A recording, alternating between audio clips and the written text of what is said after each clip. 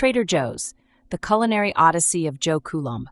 Imagine a grocery store where you can find exotic cheeses next to a $2 wine, staffed by employees in Hawaiian shirts. This isn't your typical supermarket. This is Trader Joe's. From humble middle management to a retail revolution, Joe Coulombe's story is a tale of resilience, innovation, and risk. The grocery business in the mid-20th century was a tough market. Joe Coulombe, a visionary with a knack for identifying unique opportunities, saw potential where others did not. But how did this quirky chain come to be? Let's explore the surprising story of Joe Coulombe and the birth of Trader Joe's. In 1958, the Coulombes sold their home in Southern California. In Coulombe's words, they leveraged to the gills to buy out Pronto Market's chain in Los Angeles. When 7-Eleven threatened to crush his business, Coulombe knew he needed to pivot. Instead of competing head-on with bigger chains, Coulombe made a counterintuitive decision. He decided to cater to a niche market: educated, well-traveled, but underpaid professionals.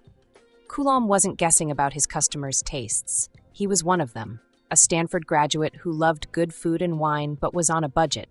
He used his own experiences and observations to shape Trader Joe's offerings. Coulombe's passion for food and wine comes through in Trader Joe's products. Take the story of Trader Joe's maple syrup. Inspired by childhood memories of his grandmother's Vermont-style cooking, Coulombe sought out pure maple syrup. At the time, major brands largely ignored the pure version. Coulombe imported the pure product in 50-gallon drums and bottled it as Pilgrim Joe's, breaking the then rarefied price. Yet financial stability remained elusive. Enter Dieter Brandes, lawyer of the Albrecht brothers, German tycoons. Their deal, done on a single sheet of paper, gave Coulombe financial stability and a collaborator in Brandes, who shared his vision of challenging the norms. Coulombe's knack for finding unconventional products at great prices became Trader Joe's hallmark. Whether it was whey butter from a cheese company or wine bought directly from vineyards, Coulombe always had an eye for a good deal and a unique product. In 1981, Newsweek ran a story about a fish called pilchard, a cheaper alternative to tuna. Intrigued by the product, Coulombe and his wife, Alice, traveled to Lima to visit the canning plant. They witnessed a remarkable transformation. Once Peru's tuna quota was filled, the same fish was relabeled as pilchard. Coulombe sourced high-quality pilchard from a packer in Peru and rebranded it. This allowed Trader Joe's to become the only retailer of pilchard, thanks to Coulombe's keen insight into government regulations. Sold at two-thirds the price of traditional tuna, pilchard was a hit. Coulombe's innovative streak didn't stop there. Partnering with Tillamook, he introduced whey butter to the Los Angeles market, breaking the price of butter by 20%. Despite labeling arcana and protectionist dairy laws in California, Trader Joe's rebranded it as La Cuisine de Beurre, offering a superior product at a lower price. Innovation didn't stop at food. Coulombe hacked regs with his own vineyard to import wine wholesale, crushing grapes annually to maintain the license.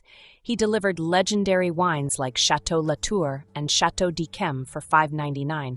In 2007, their $2 Chuck Chard won the Best of California award. Coulombe's innovative spirit extended to marketing. Instead of traditional advertising, he created the quirky Fearless Flyer, a direct mailer to educate and entice customers.